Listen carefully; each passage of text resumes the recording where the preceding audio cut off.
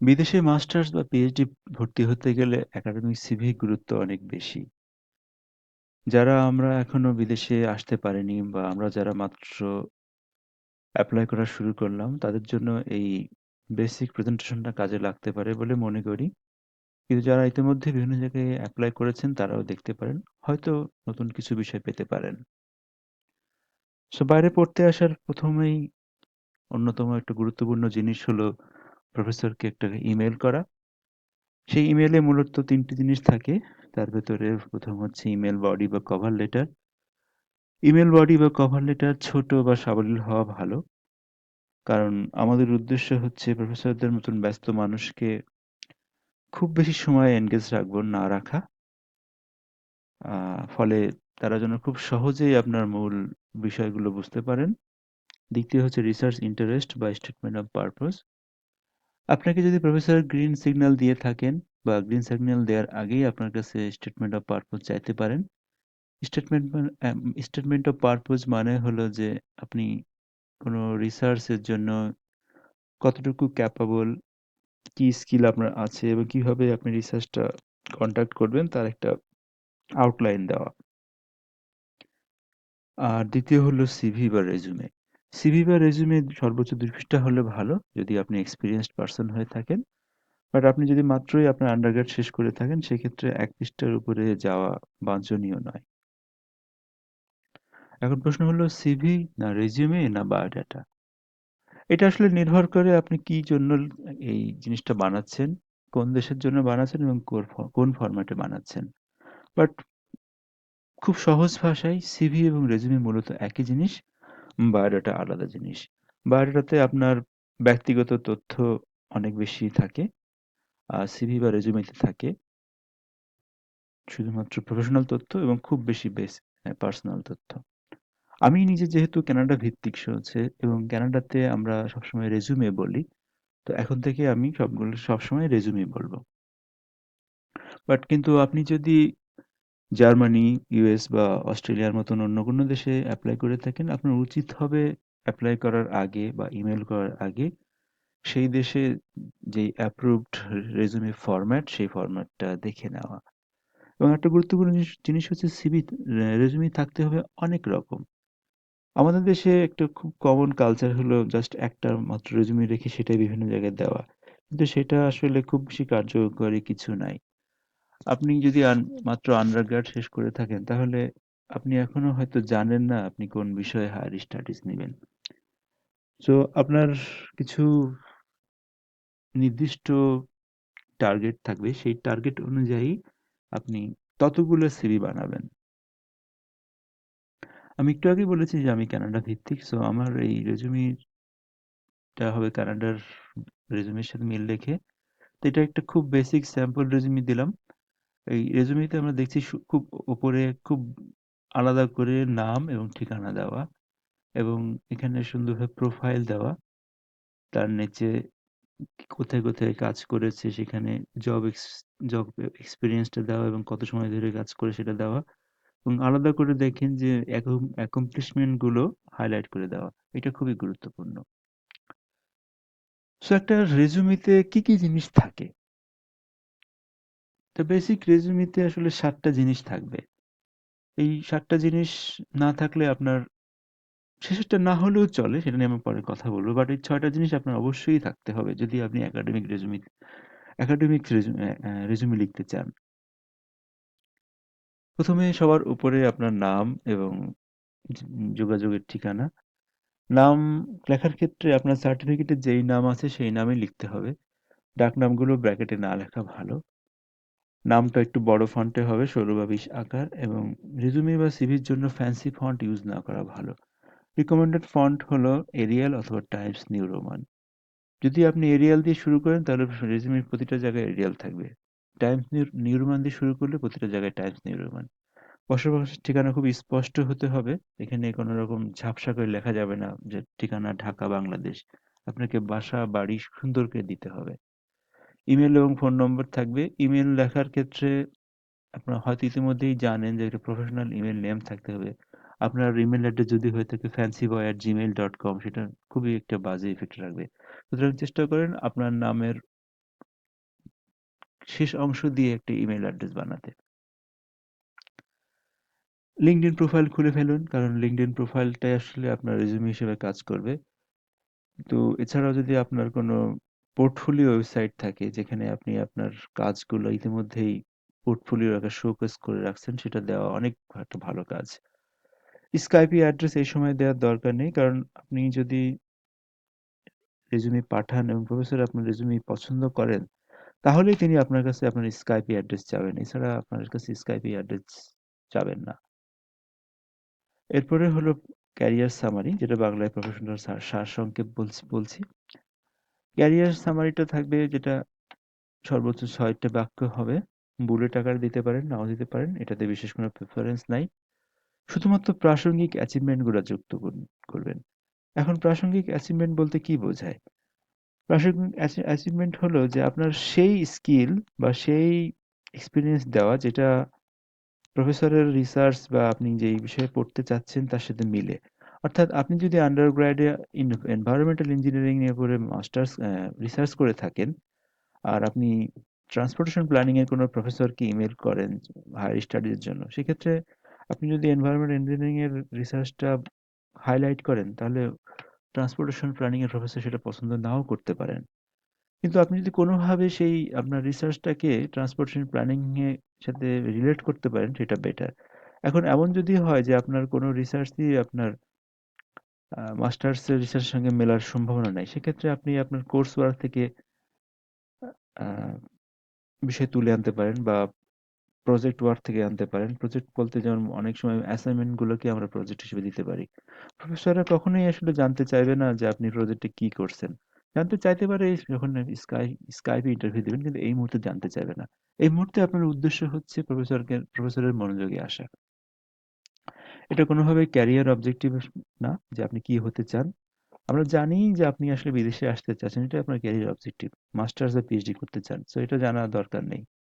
এবং অলরেডি বলেছি গবেষণার সঙ্গে মিল রাখতে হবে। আপনি অবশ্যই জিআরই বা আইএলটিএস স্কোর দিবেন।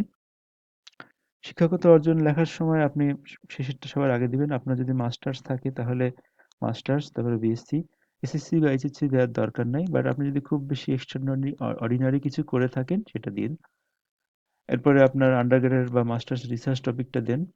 কি কি প্রজেক্ট করেছেন সেটা দেন। সফটওয়্যার টুলস কি কি করেছেন। আমাদের দেশে একটা কমন টেন্ডেন্সি হলো সফটওয়্যার অ্যান্ড কম্পিউটার স্কিল নামে আলাদা একটা টাইটেল হেডিং দেওয়া, সেটার আন্ডারে সফটওয়্যারগুলো লেখা। কিন্তু আমি ব্যক্তিগতভাবে মনে করি এভাবে লিখলে মনে হয় জিনিসটা শুধু কপি পেস্ট করে বসানো হয়েছে। কিন্তু আসলে যদি আপনি প্রত্যেকটা প্রজেক্ট বা প্রত্যেকটা একাডেমিক অ্যাচিভমেন্ট আর বিশেষ করে যে মানে যেই সময়টা যেখানে ছিলেন তার নিচে আলাদা করে সফটওয়্যার টুলস লেখেন, সেটা অনেক ভালো হয়। এবং গবেষণায় আপনার কি কি অবদান আছে সেটা লেখাও ভালো। প্রফেশনাল অভিজ্ঞতা, অনেকের ধারণা যে আপনি পড়াশোনা শেষ করেই মাত্র চাকরিতে ঢুকে গেলে ৩-৪ বছর চাকরি করলে আপনাকে এটা আপনার এই এক্সপেরিয়েন্সটা একাডেমিক ক্যারিয়ারে নেগেটিভ এক্সপেরিয়েন্স ফেলবে। ব্যাপারটা ঠিক না। আপনি যদি প্রফেশনালি কাজ করেন তার মানে হচ্ছে আপনি একাডেমিয়ার ছোট্ট গণ্ডি থেকে বেড়ে এখন বাইরে কাজ করতে সক্ষম। সো আপনি প্রফেশনাল যেসব কাজ করছেন সেটাও সেভাবে লিখবেন, এবং শিক্ষাগত অর্জন যেভাবে লিখেছেন ঠিক সেভাবেই শেষেরটা সবার আগে লিখবেন। এবং অ্যাডিশনালি আপনি প্রজেক্ট কোঅর্ডিনেশন বা ম্যানেজমেন্টটা যুক্ত করবেন। যেই কাজই করেন না কেন এটা অবশ্যই লিখবেন।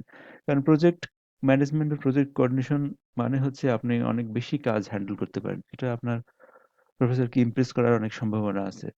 প্রজেক্টের বিবরণ দিবেন, সফটওয়্যার টুলস, সাংখ্যিক অবদান ব্যাপারটা খুবই গুরুত্বপূর্ণ। কারণ আমরা যখন বলি যে যখন আমাদের সিভিতে বলি যে আমি আহ, এত আমি মার্কেটিং এ অনেক তার বিক্রি করেছি। আমি একটা কেবলস কোম্পানি ছিলাম, অনেক তার বিক্রি করেছি।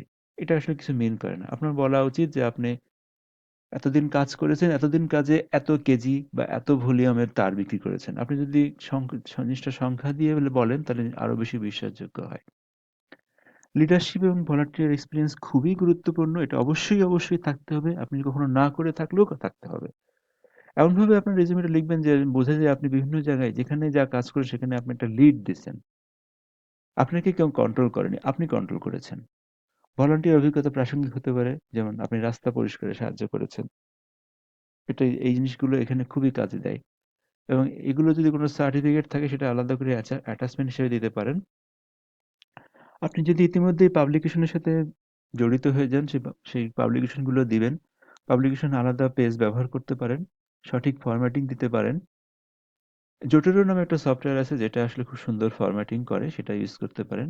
প্রাসঙ্গিকগুলো আগে দিবেন, কিন্তু পেইড পাবলিকেশন গুলো বাদ দিবেন। পেইড পাবলিকেশন মানে অনেক সময় পয়সা দিয়ে পাবলিকেশন করা যায়। সেগুলো না দেয়া ভালো, কারণ সেগুলো আসলে খুব বেশি নেগেটিভ ইম্প্যাক্ট রাখে। রেফারেন্স দিতে পারেন, এ ব্যাপারে ভিন্ন মতামত আছে। শুরুতেই দিবেন কিনা আপনার প্রফেসর বা আপনার সুপারভাইজারের, তবে আমি মনে করি না দেয়া ভালো। বাট যদি আপনার প্রফেসরের সাথে আপনার প্রফেসরের কোনোভাবে লিঙ্ক আপ করানোর সম্ভাবনা থাকে, তাহলে রেফারেন্স দিয়ে দেওয়া অনেক ভালো। রেজিউমিতে যা যা থাকবে না, কোনো অপ্রয়োজনীয় তথ্য থাকবে না, ক্যারিয়ার অবজেক্টিভ থাকবে না, রংচং করা ফরম্যাটিং থাকবে না, ভুল গ্রামার ও বানান থাকবে না। অপ্রয়োজনীয় তথ্যের ভেতরে হতে পারে ছবি, ব্লাড গ্রুপ, বাবা মায়ের নাম, শারীরিক বর্ণনা, জন্মস্থান, জন্ম তারিখ, শখ বা লেখা রেজিউমি অফ আব্দুল এভাবে লেখার দরকার নেই। এগুলো প্রয়োজনীয় জায়গা নষ্ট করে। জন্ম তারিখ দেওয়ার দরকার নেই, কারণ আসলে এদেশে আপনার বয়স কত এটা গুরুত্বপূর্ণ না। আপনি কাজ করতে পারেন, এটাই গুরুত্বপূর্ণ। বিভিন্ন জায়গায় দেখবেন যে প্রফেসরের চাইতে স্টুডেন্টের বয়স অনেক বেশি। এখানে খুব ভালোভাবে জিনিসগুলো দেখা হয়। ক্যারিয়ার অবজেক্টিভ লিখবেন না, এটা সামারি দিয়ে প্রতিস্থাপন করে ফেলবেন। এটা আমি ইতিমধ্যে আলোচনা করেছি। রংচং করা ফরম্যাটিং করবেন না। আগে দেখে নেবেন যে কোন কোন দেশে কি ফরম্যাট ইউজ করে। কালো ফন্ট ইউজ করবেন, এরিয়াল বা টাইমস নিউ রোমান। হেডিং 12 অথবা বর্ণনা 10 হওয়া ভালো। ক্লিপ আর্ট ব্যবহার না করা উচিত নয়। একাধিক টেক্সট বক্স থাকা উচিত নয় এবং লেখাগুলো অ্যালাইনমেন্টে যেন থাকে। এটা অনেক গুরুত্বপূর্ণ। বানান নীতি দেখে নিতে হবে, কারণ আপনার রেজুমেতে একটা মাত্র বানান ভুল আপনার রেজুমেটাকে ইনভ্যালিড করে দিতে পারে, বা গ্রামার ভুলও একই কথা। অফেন্সিভ শব্দ ব্যবহার করা ইউজ করবেন না, যেমন এফ ওয়ার্ড। ফিলার ওয়ার্ড যেমন ইজ, দ্য, দি, অ্যান্ড এগুলো কম ব্যবহার করা ভালো, কারণ এগুলোর দিকে নজর পড়লে আপনার মূল বিষয়ে দেখা হবে না। কারণ একটা রেজুমি সাধারণত প্রফেসর বা রেজুমি যারা দেখেন সর্বোচ্চ 10 সেকেন্ড সময় দেন। সেই 10 সেকেন্ডের ভেতরেই আপনাকে চেষ্টা করতে হবে যে আপনি যেন তাদেরকে ইমপ্রেস করতে পারেন। বানান নীতিতে সাবধান। যেমন আপনি যদি কানাডার ক্ষেত্রে করেন, কানাডিয়ানরা যখন ইংরেজিতে কথা বলে তারা আমেরিকানদের মতন কথা বলে। তাদের অ্যাকসেন্ট আমেরিকানদের মতো, কিন্তু তাদের বানান হচ্ছে ব্রিটিশদের মতো। সো কানাডায় যখন আপনি লিখবেন তখন আপনি কানাডিয়ান বানান লিখবেন। যেমন কালার আমেরিকান বানানে লেখে COLOR, কিন্তু ব্রিটিশ বানানে এইটা হচ্ছে COLOUR। কিন্তু কানাডিয়ানরা আমেরিকানদের মতন কালার উচ্চারণ করে, কিন্তু লেখে তারা ব্রিটিশ বানান। তো ব্যাপারগুলো খুবই গুরুত্বপূর্ণ। তো আরো কিছু যে কথা, যে পিডিএফটা আসলে রেজুমিটা পিডিএফ হিসেবে সেভ করবেন, কারণ ওয়ার্ড ফাইলের একাধিক ভার্সনে একাধিকভাবে দেখা যাবে, আপনার ফরম্যাটিং চেঞ্জ হয়ে যাবে। এবং চেষ্টা করুন ফাইলের নামটা হবে আপনার লাস্ট নেম, ফার্স্ট নেম এবং রেজুমে লেখা, কারণ অনেক সময় প্রফেসররা অনেক রেজুমি পান, তারা একটা ফোল্ডারে রেখে দেন। এখন সেই ফোল্ডারে যখন উনি কয়েকদিন পরে দেখবেন, তখন যদি ফাইলের নাম ভুল থাকে তাহলে আপনি তাকে ইমপ্রেস করতে পারবেন না। সাথে প্রয়োজন হলে আপনার প্রফেশনাল পোর্টফোলিও পাঠাতে পারেন স্ক্রিনশট, যেমন আপনি যদি কোনো সফটওয়্যার পারেন গুরুত্বপূর্ণ, সেই সফটওয়্যারের কিছু স্ক্রিনশট আলাদা হিসেবে পাঠাতে পারেন। বারে বারে চেক করবেন আপনার রেজুমে, কারণ প্রচুর ভুল থাকবেই। প্রিন্ট করে চেক করলে ভুল সহজে ধরা পড়ে। ইচ্ছা করলে আপনি আপনার বন্ধুদের বা পরিবারের সদস্যদেরকে দিয়েও চেক করাতে পারেন। কিওয়ার্ড ঘনত্ব বাড়াতে হবে। কিওয়ার্ডের নিয়ে আসলে একটা বিশাল বড় লেকচার দিয়ে দেওয়া যায়। কিওয়ার্ড মানে আপনার প্রাসঙ্গিক যে কিওয়ার্ড গুলা সেগুলো যত বেশি থাকতে হবে, কারণ অনেক সময় সফটওয়্যার দিয়ে রেজুমি চেক করা হয় এবং কিওয়ার্ড যদি ঘনত্ব কম থাকে আপনার রেজুমি শুরুতেই বাদ পড়ে যাবে। সুন্দর কভার লেটার এবং স্টেটমেন্ট অফ পারপোজ লেখা খুবই গুরুত্বপূর্ণ। এই তো। এর বাইরে যদি আপনার কোনো প্রশ্ন থাকে তা নিচে কমেন্ট আকারে লিখুন, আমি চেষ্টা করব সেই প্রশ্নগুলো জবাব দিতে। হতাশ হওয়ার কিছু নাই। আমি এ পর্যন্ত কাউকেই দেখিনি যে বিদেশে যেতে চেয়েছে কিন্তু যেতে পারেনি। আপনাকে শুধু লেগে থাকতে হবে। ইনশাআল্লাহ আপনি সফল হবেনই। Success is just ahead. ধন্যবাদ।